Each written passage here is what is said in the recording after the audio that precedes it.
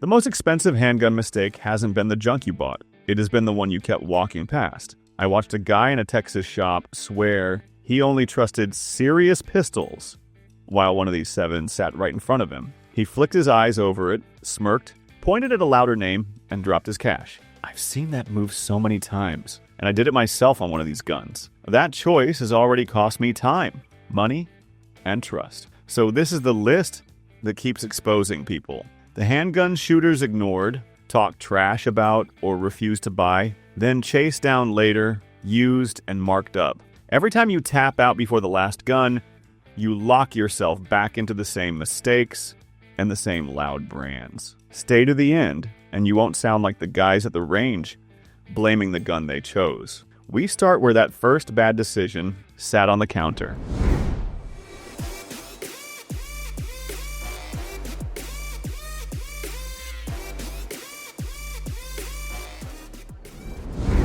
Ruger Security 9 has already caught more people talking out of their depth than any budget pistol I've watched across a counter. In a big box store here in Texas, a guy tapped the glass, stared at a Security 9 and said, "That's fine for beginners. I run serious guns." I didn't just nod that time. I backed him up. I told him the other pistol had the better trigger, better name, real duty history. I defended the wrong choice like I had stock in it, because I'd already bought the louder gun myself. A few months later, my buddy dragged a beat-up Security 9 out of his truck at the range. Finish worn, sights dirty, cheap ammo in the mags. That thing just ate everything. Recoil stayed flat, group sat right on top of what I was getting from my expensive, serious pistol, and his hands weren't getting punished for it. In that moment, I wasn't just wrong. I had talked someone else into being wrong with me. If you've kept the starter Ruger joke alive without running one, that pride is on you, not the gun. And if a pistol this cheap has already exposed you, the rest of this list hasn't started being kind yet. There's already been one gun riding on my belt more than anything else this past year, and it hasn't been the one I brag about. When people have asked what I carry, I've given the safe, expected answer. The bigger name, the bigger pistol, and left the real answer sitting quiet under my shirt. GX4 T.O.R.O. started as a side experiment. I picked it up, didn't make a speech, just started living with it. Grocery runs, late night gas stops, long drives. It has kept disappearing inside the waistband, stayed steady with a dot on top, and eaten the same cheap 9mm my official carry has already choked on. The gun I talk about has seen more save time. The Taurus has seen more miles. The part that stings isn't price. It's knowing I kept protecting an image instead of admitting what actually earned the spot on my belt. If the gun you tell people you carry and the gun that truly leaves the house aren't the same, that gap is on you. Staying loyal to a logo over your own experience hasn't been caution. It has already been the most dangerous kind of denial. And the regret tied to the pistol above this one hasn't been any kinder to people who ignored it. The first time the Canik Rival embarrassed me, it was freezing. My fingers were stiff, and my serious pistol felt like cold scrap in my hand. Trigger dragged, recoil snapped, and the timer said I was shooting worse than I should have been. The shooter next to me ran a TP9 SFX Rival in the same cold. I had walked past that gun for months, called it a gamer toy and a YouTube prop, but his splits were cleaner and the gun stayed flatter. When he finally handed it over, I wanted to hate that pistol. Sights came back smoother, hits landed, and the time on the screen looked like I had skipped a whole winter of fighting my serious gun. I spent that season blaming the weather and my hands when a big part of the ceiling had already been the pistol. I kept skipping out of pride. If you're still laughing off this gamer gun while freezing your progress with something that works against you, that's on you. And the next handgun in this list has already pushed people into selling guns they swore would never leave the safe just to make room for it.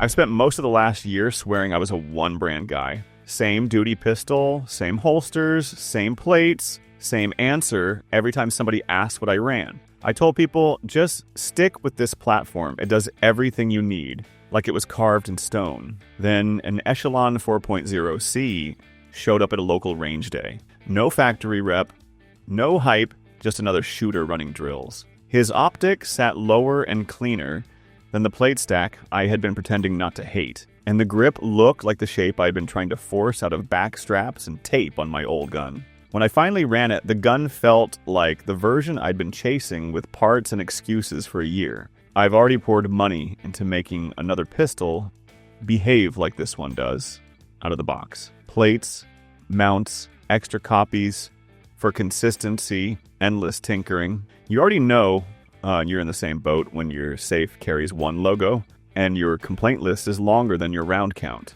Skipping this one hasn't been caution. It has been straight stubbornness, paid for in ammo, parts, and pride. Last summer, I got bored with my GX4 riding on my hip. It still did the job, but every draw, every range trip felt the same. I wanted something with more weight, more bite, so I walked into a good shop outside Austin and started hunting. Guy behind the counter laid out a line of pistols and slid a Taurus TH9 in front of me. Price tag looked stupid good, hammer, decent weight, pointed clean. Everything about it said truck gun, ranch gun, beat me up gun. I picked it up, liked how it sat in my hand, and still set it back down.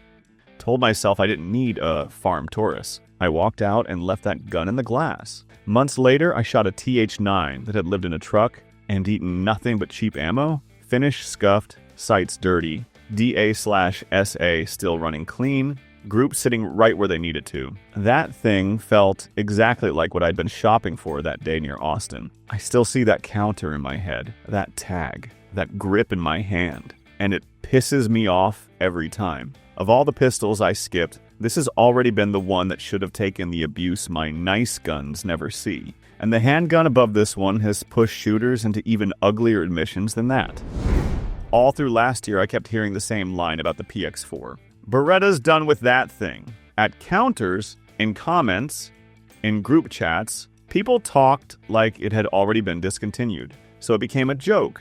Rotating barrel, odd lines, Italian brain in a plastic frame. It sat in cases beside trendy striker guns, while shooters, me included, handled it, shrugged, and tossed out the same lazy promise. Cool pistol! I'll grab one someday when they're cheaper. Then we walked away. Now it's 2026, and the PX4 has still been sitting on Beretta's site, still in real shops, still running on ranges. No big push, no farewell tour. Just this stubborn, weird fighting pistol that refuses to vanish. The part that stings is knowing how this script has already played out with other guns. A model hangs around, rumors never stop, shelves finally empty, and suddenly the same people who mocked it are digging through used racks and paying stupid money while muttering, "I thought I had time." PX4 has already become that kind of pistol for this era, the one everybody assumes will always be there. Skipping it hasn't felt like a small decision. It has felt like letting real heritage sit in the glass while you chase plastic trends, and the last handgun on this list has already made that kind of mistake look almost gentle. Most of last year, my answer for a full-size 9 that just works had already been on autopilot. Same big brands, same models, same line I fed to friends, viewers, new shooters, holsters, mags, lights, class guns, all built around that one safe choice I kept defending. P10F slipped in as a side piece. I grabbed one on a deal, tossed it in the range bag, and barely mentioned it. First sessions felt almost suspicious. Flatter recoil, cleaner break, grip that locked in without tape or gymnastics. I wrote it off as new gun glow and kept pointing people back to the usual platforms. Then the P10F had already eaten case after case. Cold mornings, hot bays, steel, cardboard, class abuse. The full size I shot best wasn't the one I held up as the default. All that money and all those recommendations I had already pushed toward other guns started to feel heavier than the pistols themselves. If the pistol that actually fits your hands and hits where you need has already been the one you treat as extra, how long does that still count as being honest with yourself? And by the time we reached the tiny bonus gun at the end, it had already started exposing people worse than any full size on this list. I've bought a lot of guns for myself, but the Glock 42 has already meant something completely different in my house. I picked this one out as a gift from my wife on our 30th anniversary. No flex, no look what I carry, just me standing at a counter trying to find one pistol that actually fit her hands instead of my ego. The guy behind the glass laid out the usual serious options. Slim 9s, tiny cannons with snappy recoil. The 42 sat there smaller, softer, and instantly got hit with the same old line in my head. It's only a .380. Weight, slide, grip all said she could actually live with it, so I shut up, bought it, and wrapped it. First range trip with her, and that little gun settled the argument fast. She shot more, flinched less, smiled more, and for once the pistol in her hands wasn't some downsized version of what I thought she should run, it was hers. So,